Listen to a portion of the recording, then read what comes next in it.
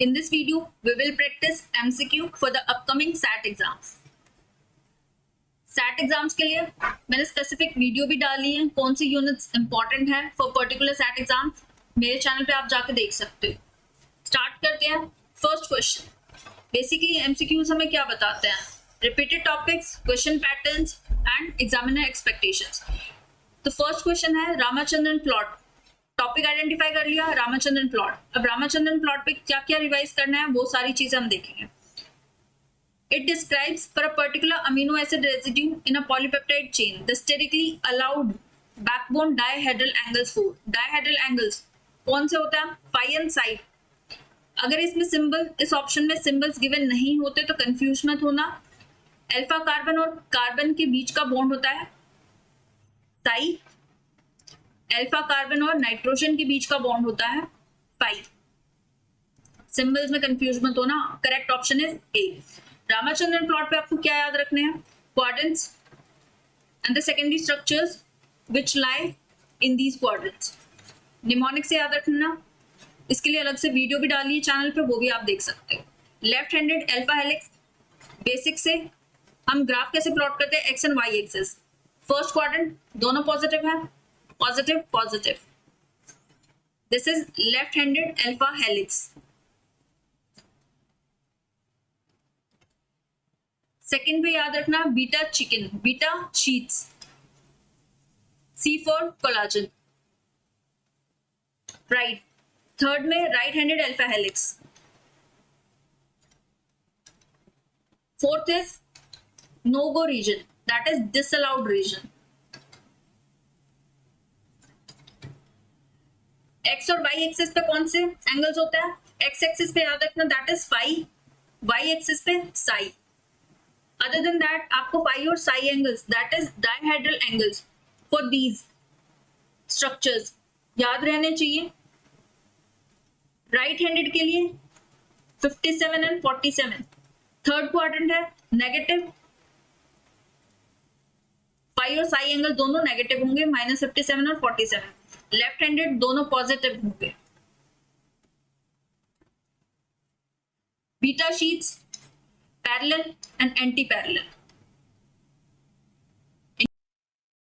Parallel sheet के लिए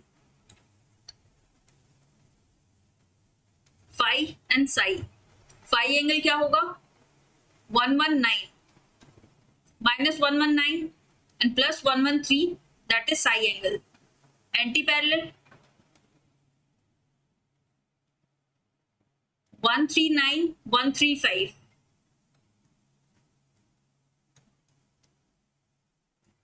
उसके अलावा कोलाजन के लिए भी याद रख लेना -51 and +153. This is psi angle and this is phi. Next question is which of the following statement is true regarding competitive enzyme inhibition. क्या पूछा है? ट्रू पूछा है. Options Vmax decreases, Kmax remains constant. Second option Vmax remains constant, apparent Km increases. Third, both Vmax and Km decrease proportionally.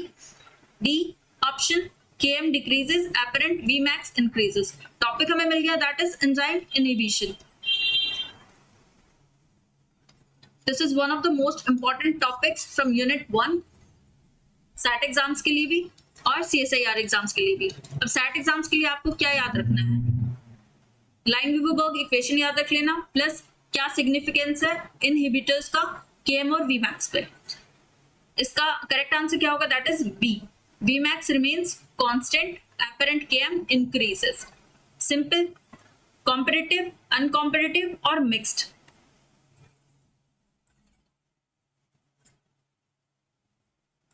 Non-competitive. Km पे क्या effect होगा? Vmax पे क्या इफेक्ट होगा? Competitive, inhibitable, Km increases, Vmax remains constant. Uncompetitive में Km decreases and Vmax also decreases.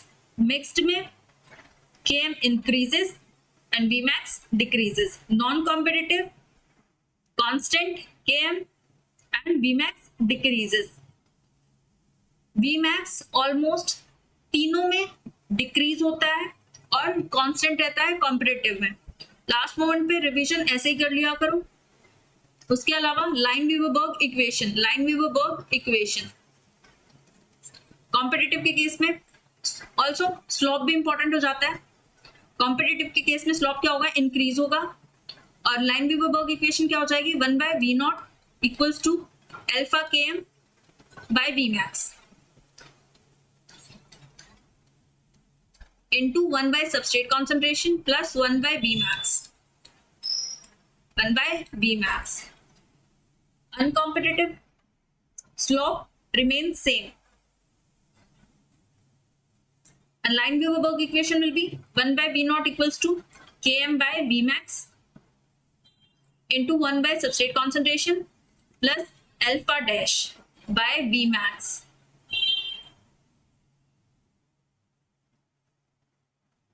Mixed slope increases और equation क्या होगी, 1 by V0 equals to alpha Km by Vmax into 1 by substrate concentration plus alpha dash by Vmax. Alpha and alpha dash mixed inhibition में alpha and alpha dash is not equal, right? Non competitive में pure होता है, that is alpha and alpha dash are equal. Detail के लिए आप lecture देख सकते हो एंजाइम इनहिबिशन के ऊपर, चैनल पे मिल जाएगा। लास्ट मोमेंट पे आपको इक्वेशन देखनी है, स्लोप देखना है और effect on KM and Vmax, also inhibitors आपको देखना है। Also one more thing, competitive inhibition it can be reversed, how, by increasing the substrate concentration. Next question, the only protein electron carrier component in the mitochondrial electron transport chain is, इसका answer क्या होगा, option देखो, option A cytochrome C, B iron sulphur centre, C coenzyme Q that is ubiquinone, D is cytochrome C1। तो correct answer is the only non protein that is coenzyme Q, ubiquinone. बाकी options भी देखते हैं। पहले coenzyme Q यूबिक्विनोन के बारे में देख लेते हैं। It is lipid soluble non protein.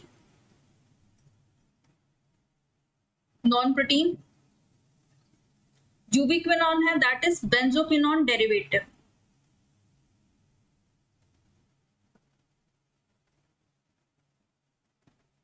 Set में डायरेक्ट क्वेश्चंस आते हैं, यू नेवर नो कहां से क्वेश्चन आ सकता है। And it also moves freely with in the hydrophobic core of inner mitochondrial membrane. Hydrophobic core of IMM that is inner mitochondrial membrane, और electron transfer करवाता है बिटवीन कॉम्प्लेक्स 1 और 2 and 3। बाकी ऑप्शन जैसे cytochrome c, it is a peripheral membrane protein, soluble, small soluble peripheral membrane protein. Iron sulphur centre, they are prosthetic groups.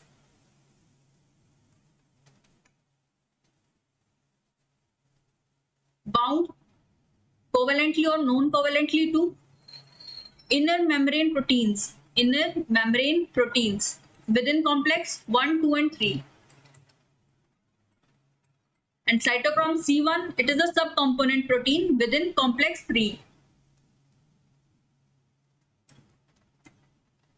Right? The complex is cytochrome BC1 complex.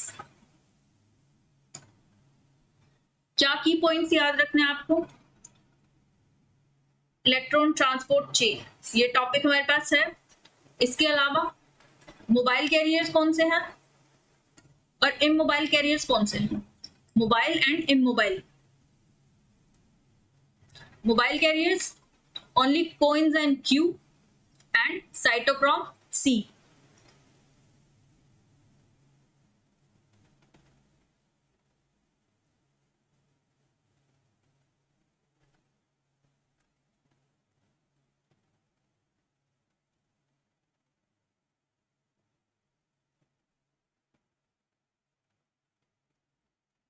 cytochrome C. Immobile carriers, complex 1, 2, 3, 4, and the prosthetic groups like FMN, FADN, iron sulfur center. They are immobile. That means fixed inside the membrane complexes. उसके अलावा आपको क्या याद रखना है?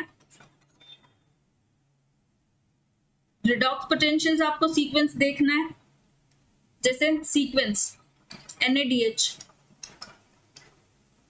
Right? Electrons हमेशा flow करते हैं स्पॉन्टेनियसली फ्रॉम कैरियर्स जिनका लो रिडॉक्स पोटेंशियल होता है to the carriers with high redox potential. Flow कैसे होता है इलेक्ट्रॉन्स का?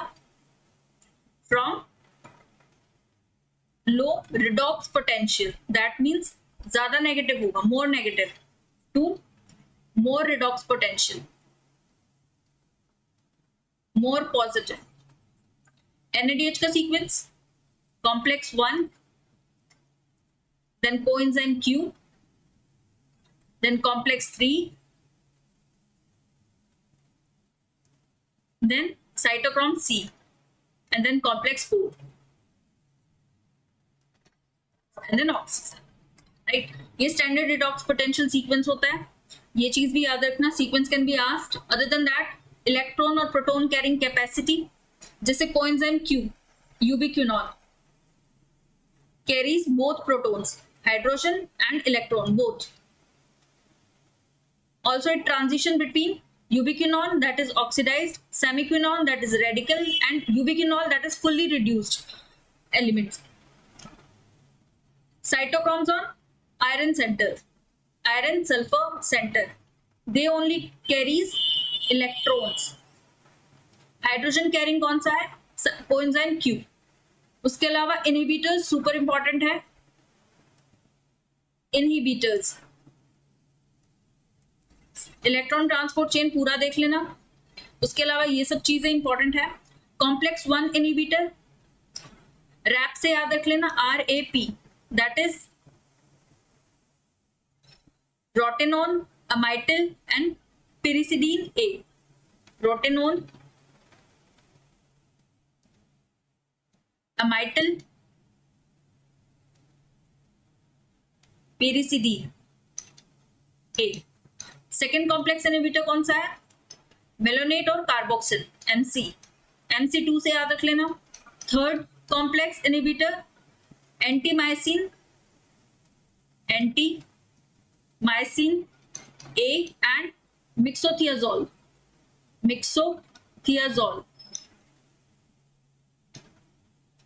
3AM से याद रख लेना. 3AM, A for anti. Complex 4 inhibitors, cyanide, azide, and carbon monoxide. Other than that, complex 5th inhibitor, that is ATP synthase का inhibitor कौन सा है? Oligomycin.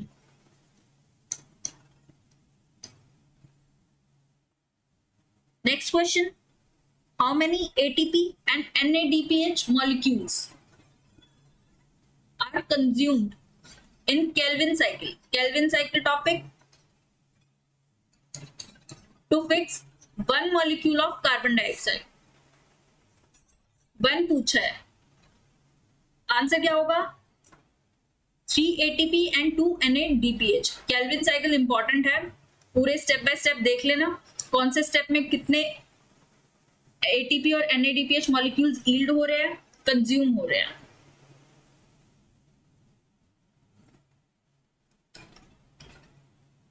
Calvin cycle phases, 3 phase. First phase is carbon fixation, second phase reduction, third phase regeneration.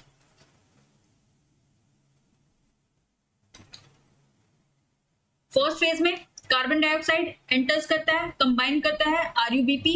कौन सा enzyme होता है? Rubisco. क्या create करता है? 3 PGA molecules. phosphoglyceric acid. Second step है reduction,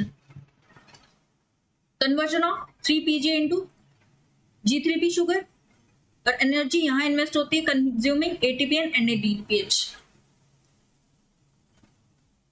3PGA, they are phosphorylated and they are reduced to form G3P, that is glyceraldehyde 3 phosphate. इस step पे 2 ATP and 2 NADPH, they are consumed per CO2 fixed, per CO2.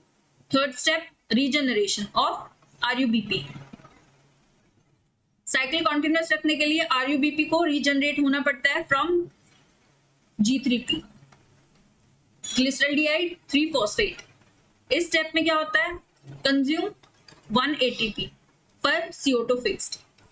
तो overall process में आपको क्या याद रखना है, आपको ये याद रखना है टोटल पर CO2 फिक्स्ड कितना है, that is 2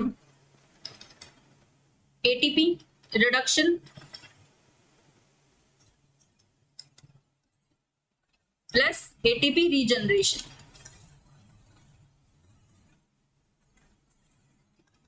total 3 ATP and 2 NADPH.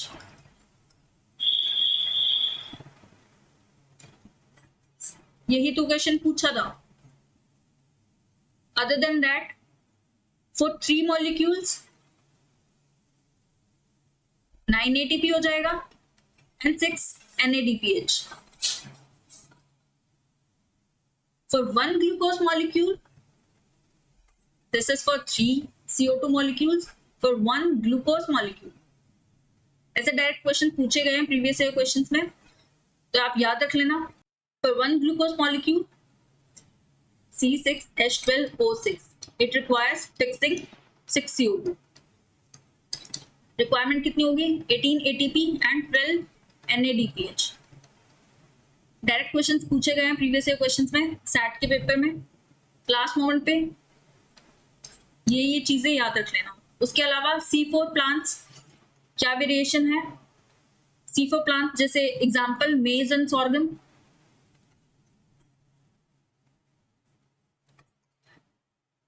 For fixing 1 CO2 molecule, extra 2 ATPs are required in a C4 pathway. Total for C4 कितना होगा, 5 ATP and 2 NADPH per CO2. Per CO2 in case of C4 cycle. C3 and C4 photosynthetic pathways देख के जाना. Next question, which plant hormone is responsible for promoting adventitious root initiation in stem cuttings? Plant hormones, another topic, important. Answer is auxin. Example, IBA or IAA, that is indole butyric acid or indole acetic acid. Detailed table on their functions. Also, other than that, auxin cytokinin ratio, important क्या है, auxin cytokinin ratio. Skugan Miller experiment देख के जाना.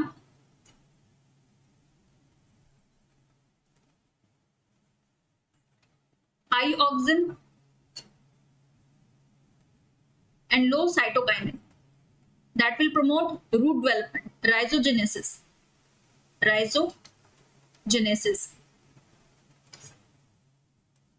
Auxin ज्यादा होगा तो क्या होगा, रूट डेवलपमेंट होगा. Low auxin and high cytokinin, that will promote shoot development. You can say caulogenesis. Caulo term आ जाती है, remember that is shoot. Rhizo is root, and we have balanced auxin and cytokinin ratio. It will promote undifferentiated mass development, that is callus formation. Ratio के अलावा bio assays are important, bio assays auxin के लिए Avena curvature test,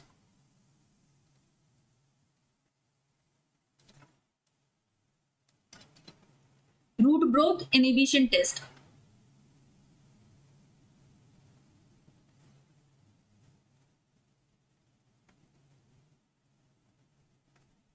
gibberellin, barley endosperm,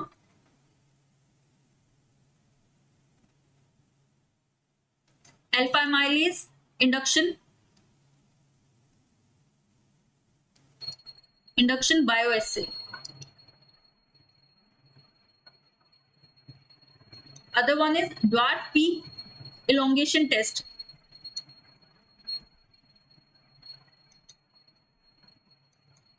cytokinin, tobacco pit, Kellis culture test,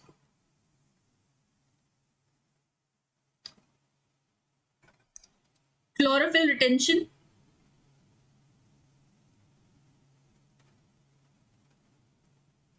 chlorophyll retention, that is delay of senescence, delay of senescence test. For ethylene, triple response test in dipot, triple response test.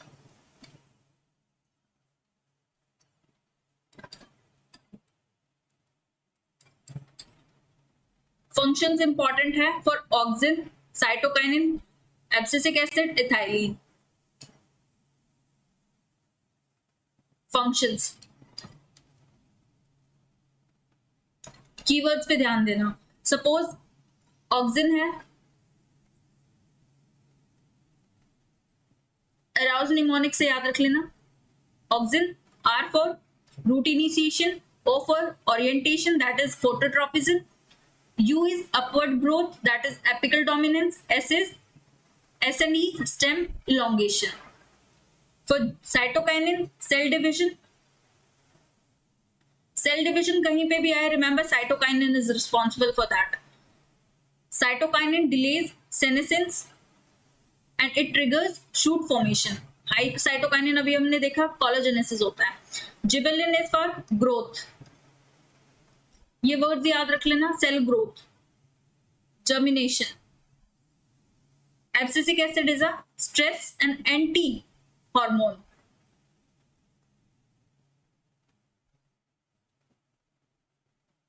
Cell elongation आए तो auxin, stem elongation आए that is gibberellin, and cytokinin is cell division. Ethylene आपको पता है gaseous ripening के लिए help होता है, fruit ripening. Abscisic acid is a stress hormone. ये वर्ड्स याद रख लेना. और उसके अलावा फिजियोलॉजिकल फंक्शंस देख के जाना प्लांट हार्मोन्स के टेबल फॉर्म में. Next question is a genomic DNA library. It differs from cDNA library because a genomic library contains genomic DNA library and cDNA library. दो important topics हैं from the single unit. Answer is C. Genomic library में exons और introns दोनों होते हैं, both. Coding region कौन सा है? Exon. Non-coding DNA, that is introns. Genomic DNA library.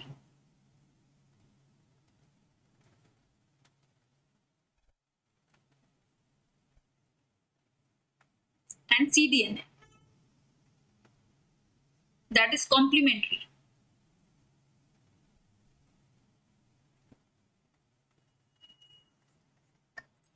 Genomic, it represents entire genome. Entire genome. पूरा जीनोम है तो एक्सॉन इंट्रॉन दोनों आएंगे. कॉम्प्लीमेंट्री,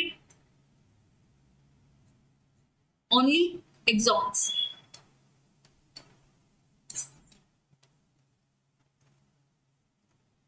आपको सोर्स मटेरियल याद रखना है. जीनोमिक लाइब्रेरीज जो होती हैं क्रोमोसोमल डीएनए को यूज करते हैं, क्रोमोसोमल डीएनए. और cDNA लाइब्रेरीज होती है दे यूज mRNA. कौन से एंजाइम्स होते हैं? cDNA, that is reverse transcriptase को यूज करता है, which converts RNA into DNA along with DNA polymerase. Genomic library basically rely करती है on restriction endonucleases and DNA ligase. Differences important है, देख के जाना. Prokaryotes और eukaryotes में important, prokaryotes do not have introns. For SAT exams, one-liners are super important. अगर आपको कोई सोर्स मिलता है one-liners के लिए, आप वो देख के जाना. MCQ practice is a must for every exams. Prokaryotes do not have introns.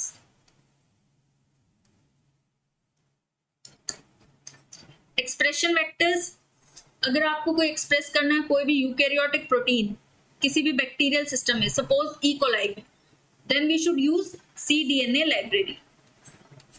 Bacteria lack splicing machinery which is required to remove the eukaryotic introns. Important है. Next question is, according to Allen's rule, topic ecology से, endothermic animals, they adapted to colder climates generally exhibit option A, larger body mass, option B, shorter ears, limbs and extremities, option C, darker skin pigmentation, option D, higher surface area to volume ratio.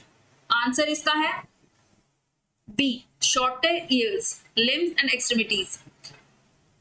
Allen's rule. Ecogeographical rules है,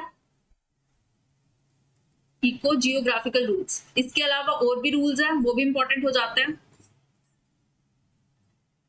basically it states endothermic कौन से होते हैं? warm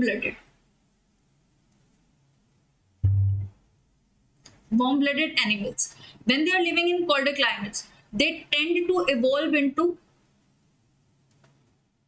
उनके limbs क्या होते हैं? छोटे हो जाते हैं. Years, tails and other appendages.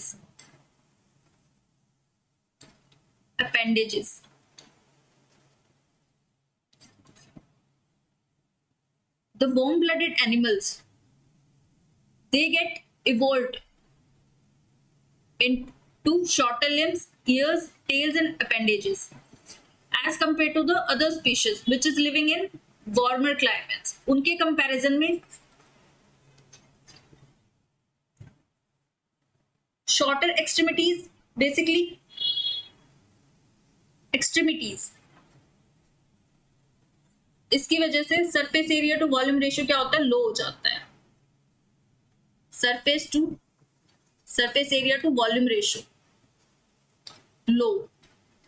Option 4 में हायर गिवन है तो इसलिए एलिमिनेट कर देंगे. क्लासिक एग्जांपल होता है इसका आर्कटिक फोक्स. इनके शॉर्ट राउंडेड ईयर्स होते हैं, स्टबी लेग्स होते हैं ताकि वो फ्रॉस्ट बाइट और हीट लॉस से प्रिवेंट कर सके. बल्कि जो डेजर्ट ड्वेलिंग होते हैं फेनिक फॉक्स. आर्कटिक समझ में आ रहा है, कोल्डर एरियाज. फेनिक डेजर्ट में रहती हैं. आर्कटिक के शॉर्ट राउंडेड ears होते हैं, whereas fennec fox they have massive ears, बड़े बड़े कान जो मैक्सिमाइज करते हैं. Massive that maximise surface area क्या होगा? ज्यादा होगा, जिसकी वजह से एक्सेस बॉडी हीट रेडिएट कर सकता है. उसके अलावा आपको बर्जमैन रूल पता होना चाहिए. बर्जमैन रूल ये इको जियोग्राफिकल रूल्स होते हैं. जैसे एलन रूल अभी हमने देखा, अपेंडेजेस पे जा रहा है. टारगेट ट्रेट कौन सा है? अपेंडेजेस है. बर्जमैन रूल में टारगेट ट्रेट क्या था? Body size. Basically main concept इस रूल का ये था, जितने भी एंडोथर्म्स होते हैं living in colder regions, they have larger bulkier body size overall and larger bodies have a low surface area to volume ratio, जिसकी वजह से हीट कंजर्व रहता है.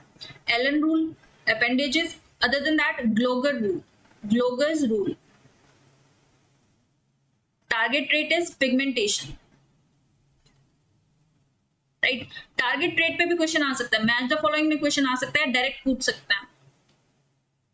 जैसे क्वेश्चन था according to Allen's rule, it can be asked कि what was the body trait targeted. Options में आता body size, option B pigmentation, C में अपेंडेजेस, और you can say vertebrate count. तो ऑप्शन हमारा करेक्ट कौन सा होता? एलेंस रूल के अकॉर्डिंग टारगेट ट्रेट क्या था? अपेंडेजेस. सिमिलरली ग्लोगर रूल में टारगेट ट्रेट क्या है? पिगमेंटेशन. जितने भी endotherms living in warm humid habitats, they exhibit darker skin या पिगमेंटेशन. पिगमेंटेशन से याद रखना melanin pigment in compare to the cold. Remember warm, endotherms living in warm habitats. Bergmann में और एलन में endotherms living in colder region, वो adapt होते हैं. Other than that, Jordan's rule target trait क्या था? Vertebrate count. मरीन फिशेस जो कि डेवलप होती हैं कोल्ड वाटर्स में, they tend to have more vertebrae more in fishes living in colder regions, colder water, in comparison to those living in warmer water. एक और rule याद रखना, रेंशे rule. That target क्या था? Sexual dimorphism.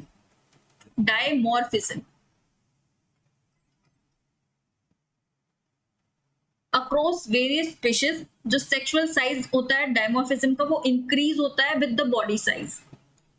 When males are the larger sex and decreases with the body size when females are larger. डाई आ गया. Remember, sexual size dimorphism increases with body size when males are larger.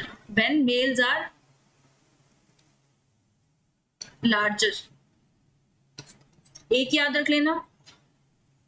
दूसरा, and it decreases with body size when females are larger. Trap कहाँ होगा? Basically Elon rule है. क्या describe कर रहा है? Shorter ears, limbs and extremities. Option A, larger body mass overall. ये कौन सा है? बर्जमैन रूल है. पिगमेंटेशन है, that means it's a Gloger rule. And fourth option, higher surface area to volume ratio given. अगर इन केस यहाँ lower surface area to volume ratio given होता तो B and D options correct होते for the Allen rule. Rules देख के जाना. Next question. In compound light microscope, if the ocular eyepiece lens has magnification of 10x and the objective lens is 40x, the total magnification is. Microscopy एक और topic हमें मिला है. Topic wise revise करते चलना. Compound light microscope, basically magnification पूछा है. Magnification का फॉर्मूला आपको पता होना चाहिए. फॉर्मूला सिंपल क्वेश्चन है. Total magnification equals to magnification of ocular eye lens, magnification of ocular lens into magnification of objective. Simple formula था. You can't miss this question. Formulas देख के जाना. सिंपल है. 40 इंटू 10 गिवन ही है. Direct answer 400x. One line answer है. ये easy questions होते हैं, स्कोरिंग क्वेश्चंस होते हैं, इनको स्किप मत किया करो. इसलिए फॉर्मूला देख के जाना. Microscopy related 5 minute revision series में वीडियो डाली हुई है. सारे माइक्रोस्कोप्स गिवन है. क्वेश्चन कोर प्रिंसिपल्स पे आ सकते हैं. कॉमन लेंस की जो कॉन्फ़िगरेशन होती है उस पर क्वेश्चन पूछ सकते हैं। स्कैनिंग लेंस जैसे कंपाउंड लाइट माइक्रोस्कोप है, राइट, जो स्टैंडर्ड लैब्स होती है उनका सेटअप में जो स्टैंडर्ड लेंस यूज करते हैं वो 10x पे यूज करते हैं ऑक्यूलर लेंस, जिसको हम पेयर करते हैं ऑब्जेक्टिव लेंसेज जैसे स्कैनिंग लेंस 4x जिसकी मैग्निफिकेशन कितनी होगी 40x। Then we have low power lens that is 10x, magnification कितनी होगी 100x। High power lens 40x, oil immersion lens 100x। तो मैग्निफिकेशन इनटू 10 कर दोगे, स्टैंडर्ड ऑक्यूलर लेंस से मल्टीप्लाई करोगे तो आपका आएगा 1000x for oil immersion lens, right. Confusion कहाँ होती है रिजोल्यूशन और मैग्निफिकेशन में। Resolution and magnification. Resolution is the resolving power, basically microscope की एबिलिटी ताकि वो डिस्टिंग्विश कर सके दो डिस्टिंक्ट पॉइंट्स को जो कि actually they are close together. High magnification without sufficient resolution that will create blurry image, या you can say empty magnification. और magnification is basically how large an object can appear in comparison to the real size. इन दोनों में questions, even formula. उसके अलावा magnification increase होगा, that means जो actual field of view वो decrease होगा। Reasoning based questions भी आ सकते हैं। सपोज क्वेश्चन आता है if you zoom from 100x to 400x, image क्या होगी लार्ज हो जाएगी, but you can see what overall area of that specimen less and the light intensity drop हो जाएगी, that will make the field look dimmer. जो ये words and field look dimmer, यहाँ dimmer की बजाय एनलार्ज लिखा आ सकता है, तो ये रीजनिंग सुपर इंपॉर्टेंट है। सपोज हम 100x से जूम करते हैं 400x पे, तो जो इमेज होगी वो तो लार्ज होगी, image will become large, but जो ओवरऑल एरिया ऑफ स्पेसिमेन है, ओवरऑल एरिया ऑफ स्पेसिमेन है, ये सिंपल बेसिक चीज है, वो क्या होगा आपको कम दिखेगा, राइट। और लाइट इंटेंसिटी क्या होगी ड्रॉप हो जाएगी, intensity light intensity will drop, जिसकी वजह से फील्ड क्या होगा थोड़ा डिम दिखेगा। जैसे मैग्निफिकेशन इंक्रीज होगी तो स्पेसिमेन का थिकनेस जो कि शार्प फोकस पे है that is depth of field वो डिक्रीज हो जाएगा। आपको रिजोल्यूशन मैग्निफिकेशन देखना ही है, उसके अलावा field of view and depth of field, depth of field, right, with respect to magnification देखनी है। उसके अलावा माइक्रोस्कोप के कॉन्फ़िगरेशंस जैसे कंडेंसर है उसका क्या रोल है, diaphragm, right. Next question is tetrapods. They are widely accepted in evolutionary biology to have originated from which group of fishes? Evolutionary biology, evolution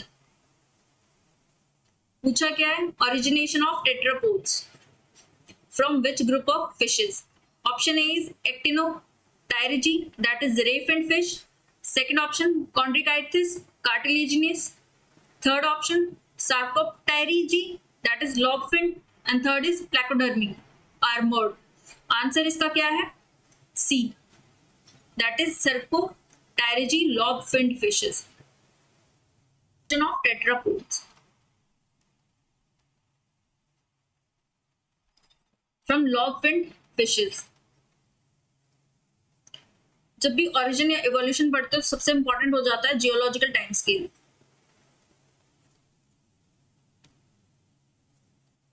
super important है। ऑल्सो वर्टिब्रे का transition from water to land कौन से period में हुआ था, Devonian period में, right. इसको पूरा हम अच्छे से कवर करेंगे।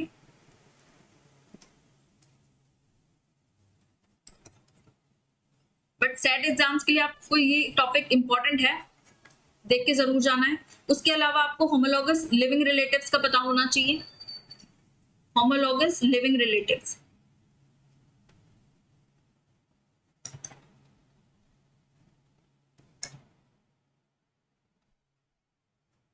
नॉन टेट्रापोड्स के बारे में भी इनकेस आप कोई क्वेश्चन कर रहे हो, टेट्रापोड्स के बारे में पूछा है, सिमिलरली आप नॉन टेट्रापोड्स के बारे में भी रिवाइज करके जाओ।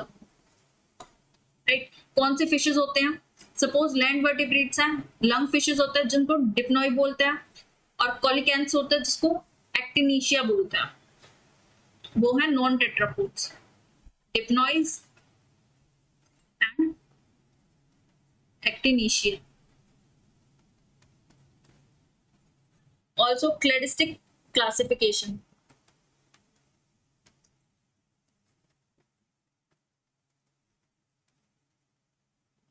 फाइलोजेनिक ट्री में टेट्रापोड्स को कहां नेस्ट किया गया है? डायरेक्टली किस कौन से क्लेड के अंदर?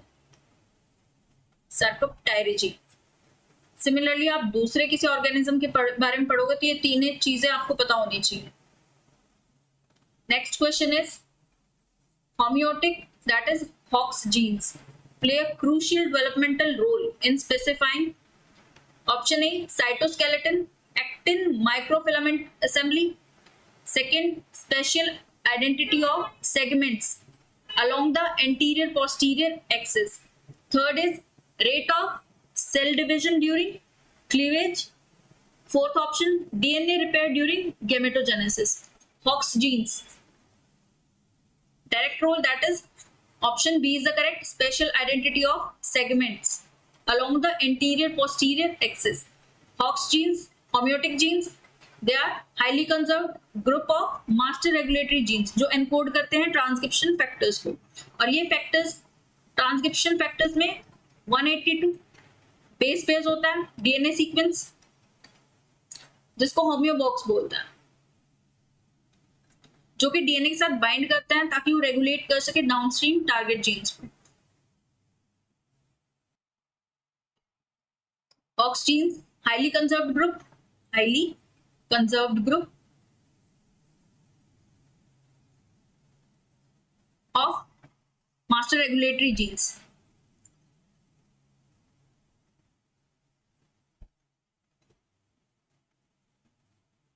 जो एनकोड करते हैं ट्रांसक्रिप्शन फैक्टर्स, और यही फैक्टर्स इनके पास क्या है? 180 बेस पेयर्स डीएनए सीक्वेंस होता है जिसको हम होम्योबॉक्स बोलते हैं। एम्ब्रियोनिक डेवलपमेंट के टाइम पे हॉक्स जीन्स सीक्वेंशियली एक्सप्रेस किए गए हैं ताकि हर एक सेगमेंट और रीजन को एक डिस्टिंक्ट आइडेंटिटी दे सके। एग्जांपल, ये डिटरमाइन करना कि एंटीनास, विंग्स या लेग्स कहाँ डेवलप होंगे उस फ्रूट फ्लाई में, एक तरह से जीपीएस सिस्टम की तरह एक्ट करता है for the embryo along the head to tail, that is anterior to posterior axis. बाकी ऑप्शंस करेक्ट क्यों नहीं है? एक्टिन माइक्रोफिलामेंट कौन मैनेज करता है? साइटोस्केलेटन प्रोटीन्स मैनेज करते हैं, ना कि homeotic selector genes. Managed by cytoskeleton proteins जैसे formins, ARP2 and 3 complexes. Homeotic selector genes नहीं करता है। Rate of cell division during cleavage, ये टिपिकली कौन रेगुलेट करता है? बाय द मैटरनल फैक्टर्स और you can say cell cycle regulators, cyclin और सीडीकेज। हॉक्स जीन्स का कोई रोल नहीं होता है इसमें। डीएनए रिपेयर, एंजाइमेटिक पाथवेज होते हैं जैसे मिसमैच रिपेयर, होमोलोगस, काफी अनरिलेटेड है, राइट? तो ये ऑप्शन तो पहले ही एलिमिनेट हो जाता है। Second, cell division during cleavage, ये ऑप्शन सेकंड एलिमिनेट हो जाता है। पहला साइटोस्केलेटन और स्पेशल आइडेंटिटी, कंफ्यूजन आती है। रिमेंबर, सेगमेंट्स को स्पेशल आइडेंटिटी देना काम किसका है? हॉक्स जीन्स का। इसके अलावा आपको क्या पता होना चाहिए? आपको होमियो डोमेन के बारे में पता होना चाहिए, म्यूटेशंस के बारे में पता होना चाहिए। Homeo domain, right, 60 amino acids का डोमेन होता है, अमीनो एसिड प्रोटीन डोमेन, जो कि ट्रांसलेट किया गया फ्रॉम होम्योबॉक्स, जो फिजिकली बाइंड करता है to the control regions of target genes. 60 amino acid protein domain. Mutations, important है स्पेसिफिकली इन ड्रोसोफिला,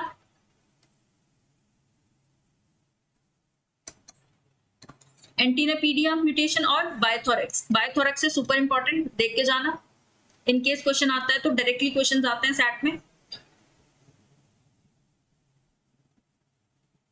नेक्स्ट हम पार्ट बी में डिस्कस करते हैं, पार्ट सेकेंड में।